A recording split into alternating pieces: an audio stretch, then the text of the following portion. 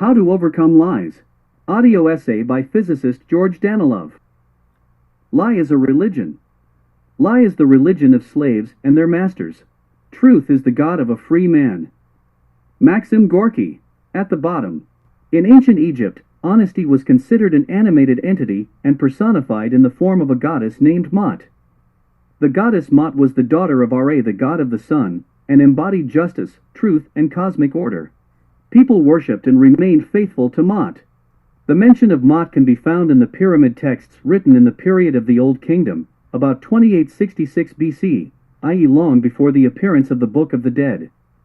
This indicates that the concept of honesty has been inherent in people since ancient times, which can only be explained by the fact that it is an integral, innate, property of the human soul. The fact that honesty was characteristic of the general population, while knowledge of the laws of the universe was available only to a limited circle of people, mainly members of the royal family, speaks of the high spiritual development of the population of ancient Egypt. Freedom of the soul. Why is honesty so good, and what contribution can it make to the development of civilization? Honesty is good because people feel calm and free, if they live in a society in which there is no level of risk associated with the danger of being deceived. A sense of peace and freedom allows people to more fully reveal their own abilities and more willingly work for the benefit of the development of society, honestly applying their own efforts to this. Free labor, bearing tangible results, fills people with the joy of life. People of an honest society are more likely to respond to good treatment from others, and a fair assessment of their contribution with the same good attitude towards fellow citizens. All this leads to the development of society and to the improvement of the well-being of its citizens. Slavery and poverty of lies. In contrast, lying is always aimed at achieving selfish goals in dishonest ways, and leads to the fact that people feel constant tension from the expectation of being deceived at any moment, fear for their future and uncertainty about tomorrow. This fear paralyzes the activity of the citizens of a false society, makes them lie low in anticipation of deception on the part of any member of a false society. Working in such an environment becomes uninteresting and even scary, and people do it reluctantly.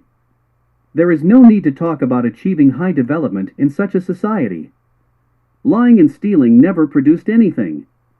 Most of the citizens of a deceitful society live in poverty, and are slaves to a small group of people who have achieved the best results in the art of deceit and appropriation of the fruits of unproductive labor.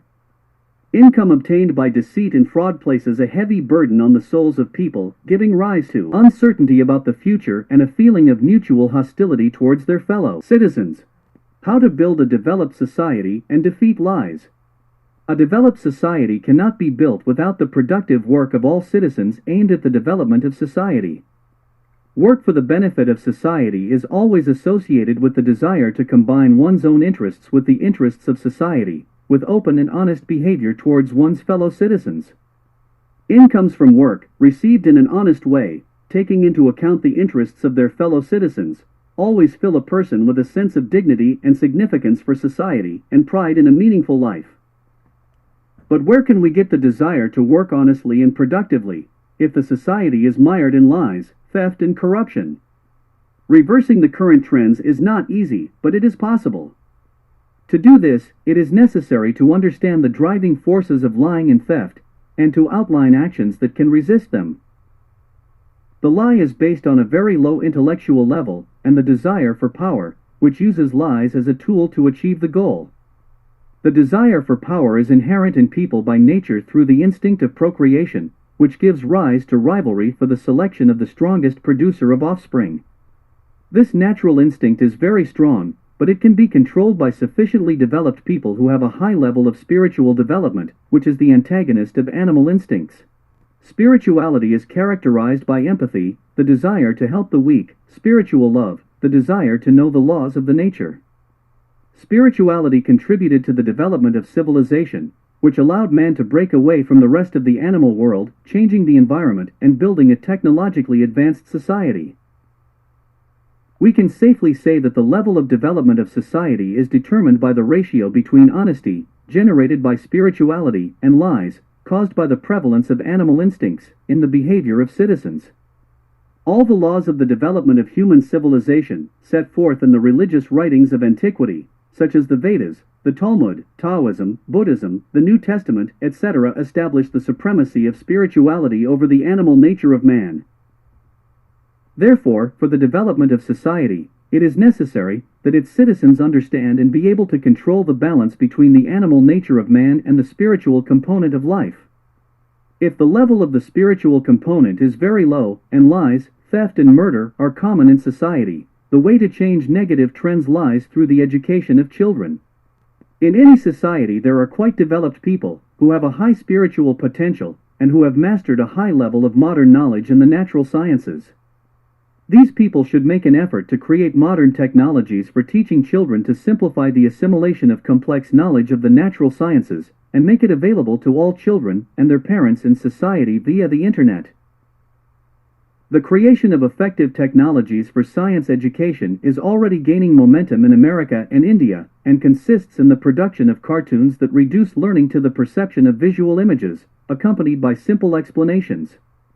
The second stage of such technologies is the creation of computer laboratory experiments and tasks, and the integration of all material into an effective school curriculum through the interface of an internet school located on a reliable server.